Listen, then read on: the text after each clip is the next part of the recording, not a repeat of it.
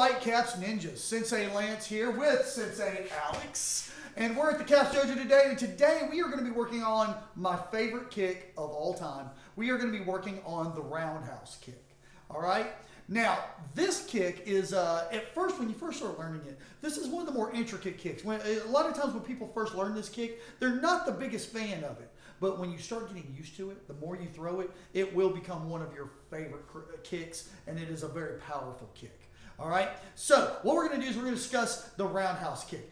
So Sensei Alex is going to be demonstrating today. Now, I want you to notice, first of all, he's in his guarding stance. He's in his defensive posture, kind of assessing the situation. Now, whenever you throw the roundhouse kick, the first thing you have to do to make this effective is you have to do what we call pivoting. You have to pivot. And the best way I describe this at first is notice his toes are facing me right now.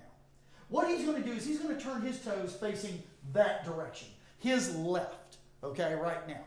All right, so from here, now once he does that, that's going to allow him to lift his leg, and he's going to be able to turn his hips because that's what makes this kick powerful. All right, notice how his hips are facing me right now. When he throws his kick, his hips are going to be facing that way. Okay, so I've got the kicking shield here. He's going to throw the kick, and as you can see, it's a very powerful kick. All right, but he pivots, he turns the foot, he lifts the knee slightly, he turns his whole body, striking with the shin and the top of the foot. Okay, so from here, one more time, watch.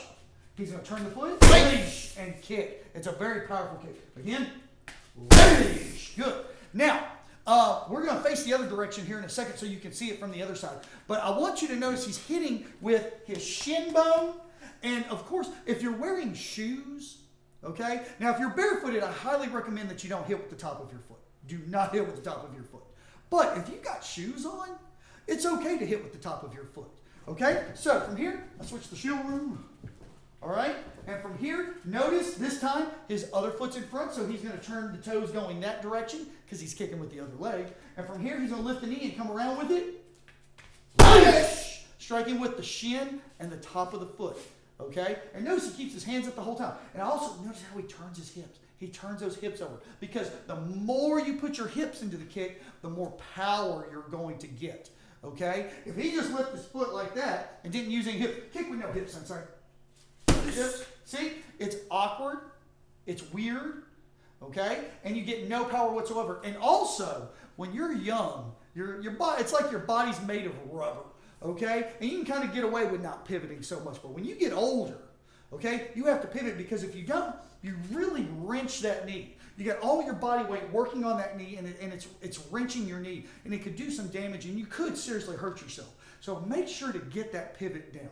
So from here, again, he's going to turn that foot, pivoting that way, lift the knee. Okay? Now, from here, he's going to throw just a couple full power.